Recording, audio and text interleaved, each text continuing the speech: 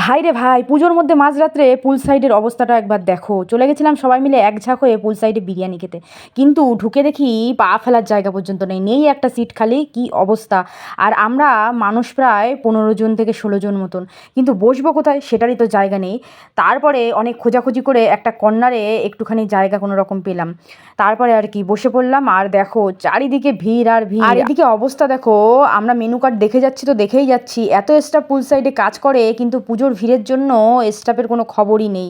মানে আধ ঘন্টা ধরে বসে রয়েছি, কিন্তু অর্ডার নিতে আসবে তার কোনো অবস্থাই নেই। এরকম দেখো কত মানুষ বসে রয়েছে খালি প্লেট নিয়ে, প্লেট নিয়েই শুধু বসে রয়েছে, অর্ডার নেওয়ার মানুষ তো নেই। আর যাও বা অর্ডার নিচ্ছে, দিতে এতটা পরিমাণে লেট হচ্ছে, মানে বলার কথা না।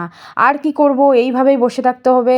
তো বসে থেকে তো আর কাজ নাই, তাই জন্য সবাই মিলে একটু ফটোশ্যুট ভিডিও এইগুলোই করছিলাম। এই তো করি, আর কি বলো, পাগলামির তো শেষ নাই আমাদের। আচ্ছা বলো তো, এত সেজেগুজে এসে বসে থাকতে ভালো লাগে? তার মধ্যে যদি আবার পেটে এইভাবে ছুঁচো দৌড়াদৌড়ি করে। বেশি কথা তো বলতে পারছি না তোমাদের সামনে, তাহলে তো ছুঁচো আরও দৌড়াদৌড়ি করবে। চলো তাহলে দেখি কখন অর্ডার আসে।